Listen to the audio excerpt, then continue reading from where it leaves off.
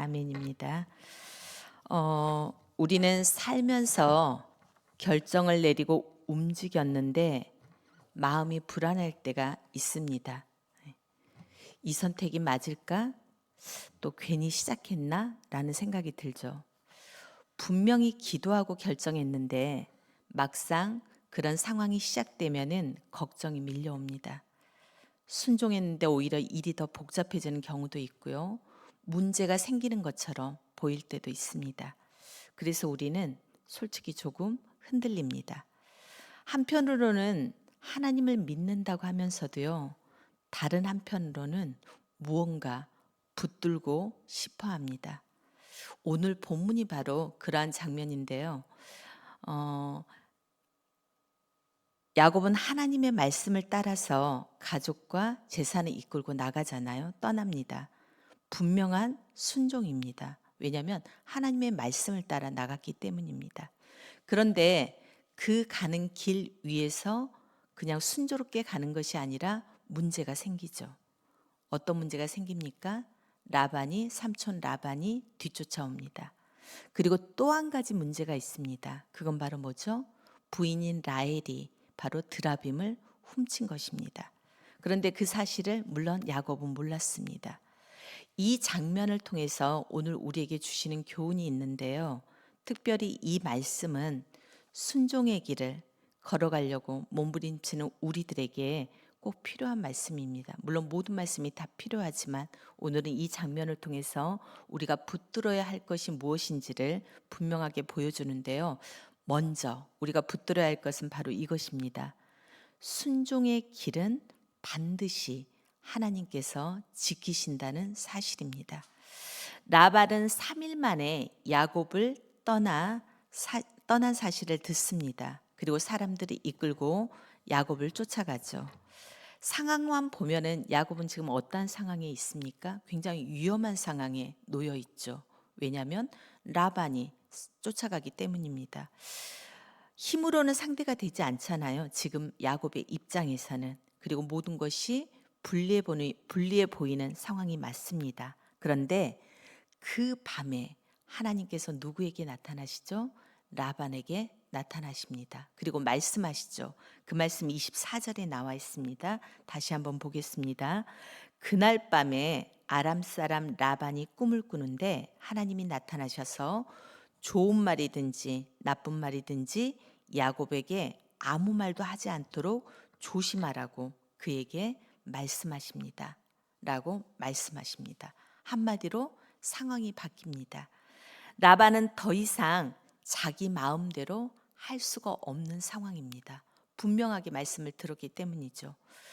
야곱이 가는 길은 혼자 가는 길이 아니라는 것입니다. 지금 하나님의 말씀을 따라서 나섰지만 그 길은 하나님이 직접 지키시는 길이라는 것입니다. 눈에 보이지는 않아도 하나님께서 이미 앞서 가셔서 지키시고 보호하시고 또 이미 또 일하시고 계신다는 것을 알 수가 있습니다. 우리는 순종하면은 바로 잘 될 것이라는 생각을 합니다. 저도 그렇습니다. 그런데 어떻습니까? 물론 그럴 때도 있습니다. 하지만 실제로는 어려움이 따를 때가 더더욱 많습니다. 오히려 더 불안해 보일 때도 있고요. 더더욱 또 우리가 염려 가운데 놓일 때도 있습니다. 그러나 중요한 것은 뭐냐면 상황이 아닙니다. 누가 그 길을 지키고 계시는가입니다. 하나님이 지키시는 길은요, 절대 무너지지 않습니다. 하나님이 개입하신 순간 모든 상황은 또 바뀝니다. 그래서 우리는 눈에 보이는 상황보다는 어떤 걸 붙들어야 되는지 분명히 알 수 있죠. 바로 하나님의 약속의 말씀을 우리는 붙들어야 합니다. 이러한 삶이 우리 안에 이루어지기를 원합니다. 상황을 보고 흔들리지 않고요.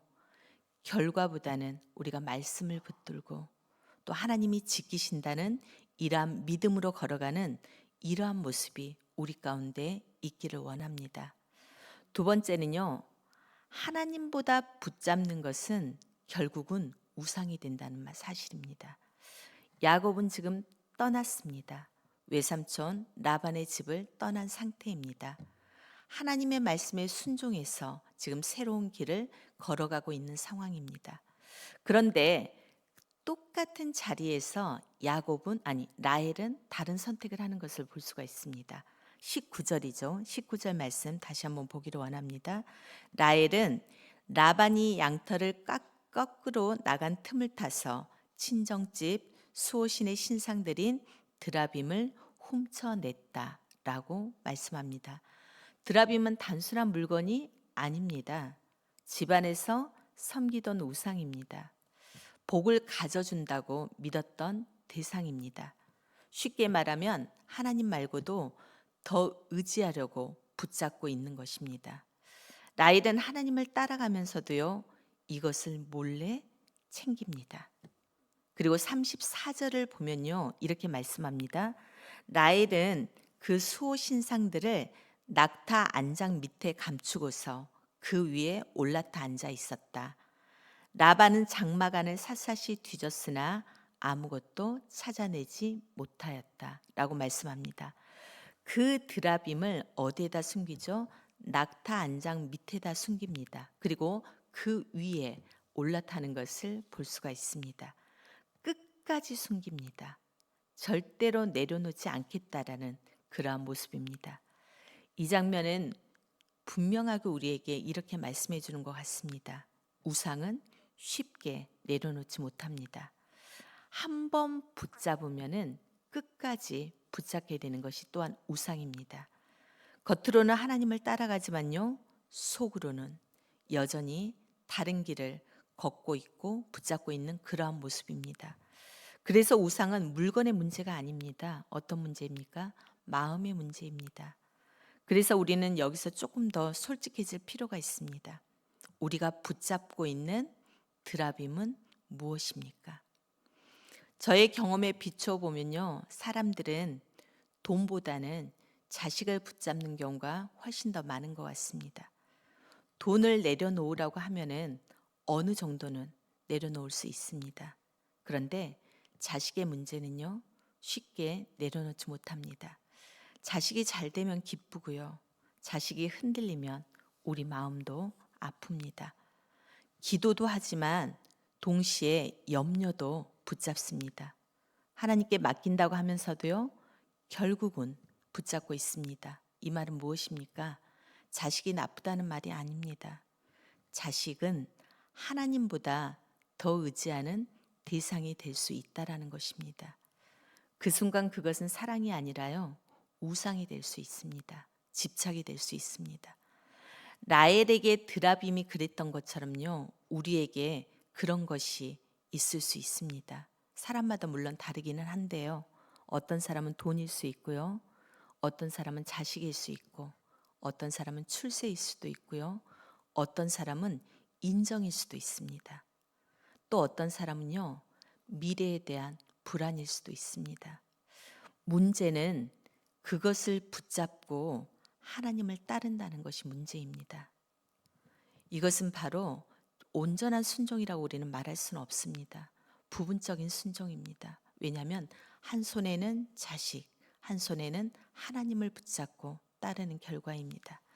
하나님을 믿으면서도요, 동시에 다른 것을 붙잡고 있으면 우리의 마음은 사실은 계속 흔들릴 수밖에 없습니다.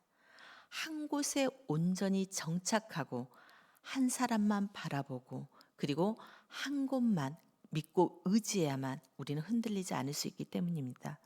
그런데 하나님 입장에서는 둘 다 붙잡는 신앙을 기뻐하시겠냐는 거죠. 우리는 압니다. 기뻐하시지 않는다는 사실을. 그 다음에 또 그거 아십니까? 하나님은요, 반드시 그 사람이 하나님만을 붙잡는 데까지 우리를 시험하시고 훈련하시고 인도에 가신다는 사실을 아셔야 합니다. 저의 경험상 그랬던 것 같습니다. 저도 끝까지 붙잡고 있었던 게 뭐냐면 자식이었습니다. 네. 처음에는 돈인 줄 알았습니다. 저도.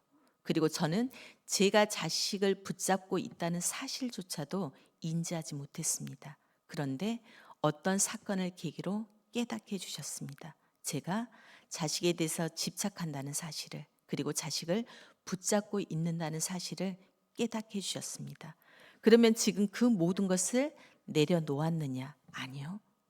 여전히 어느 순간 또다시 무언가를 붙잡고 있는 제 모습이 분명히 보입니다. 그런데 감사한 것은 뭐냐면 하나님께서 그것을 갖다가 내려놓게 하기 위해서 저에게 시험을 주시고 그리고 힘듦을 주시고 아픔을 주셨다는 사실입니다.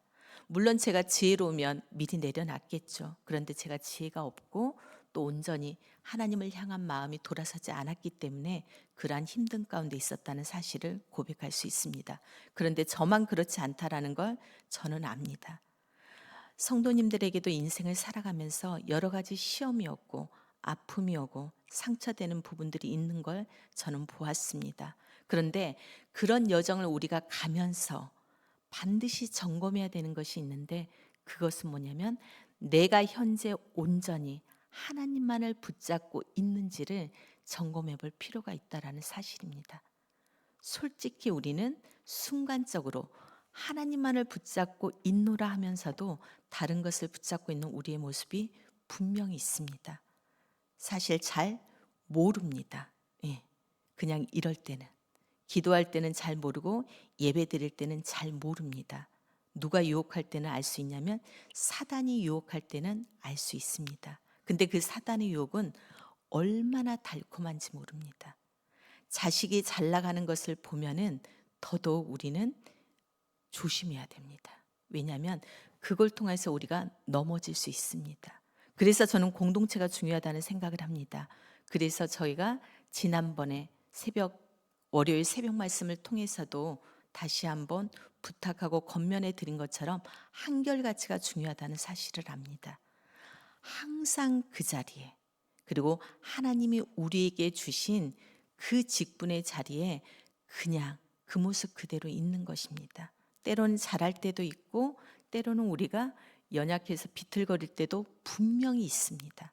그럼에도 한결같이 그럼에도 하나님만을 붙들고 다른 것 바라보지 않고 붙들고 있는 그 모습이 그 마음이 그 믿음이 굉장히 중요합니다. 오늘은 다시 한번 우리가 무엇을 내가 어떤 드라빔을 붙들고 있는지를 분명히 직시하기를 원합니다.